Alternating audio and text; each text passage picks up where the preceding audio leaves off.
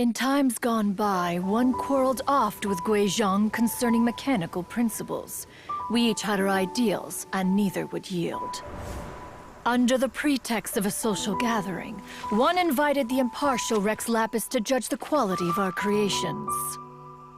But Rex Lapis declared that Guizhong's Obscuro Vulpus mechanism was superior. Though one was too proud to acknowledge it, in one's heart, one knew that Guizhong was indeed the superior talent in the mechanical arts.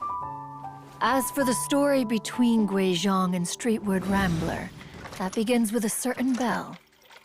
In Guizhong's opinion, while mechanisms were no substitute for human composers, they were yet capable of producing simple but fine melodies. But Streetward Rambler believed music to be an expression of the soul, an emotional enterprise that could never hope to be replicated by machinery. They argued endlessly, until one asked Rex Lapis to intercede. He confiscated the bell and designated it for ceremonial use. Thereafter, one would often find them convening in the mountains, discussing music, mechanics, and all the affairs of the mortal world. But these good times were not to last. War broke out between the gods, and soon engulfed the Guili Plains. Guizhong was overpowered by the enemy, and fell in battle.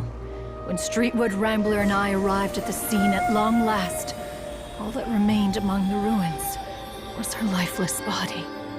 After this, at Streetwood Rambler's request, Rex Lapis granted her the cleansing bell for safekeeping. To honor our friend's memory, one made a few finishing touches to her ballistic device. Many lantern rites have passed since then. Many greetings and goodbyes. Upon what do you gaze? The Guili Plains? No.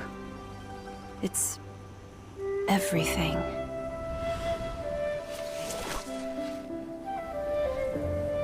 We think of human life as like a lantern that's lit one minute and extinguished the next. But are we Adepti so different? Perhaps as dust settles after a storm, we too must one day return to the world below.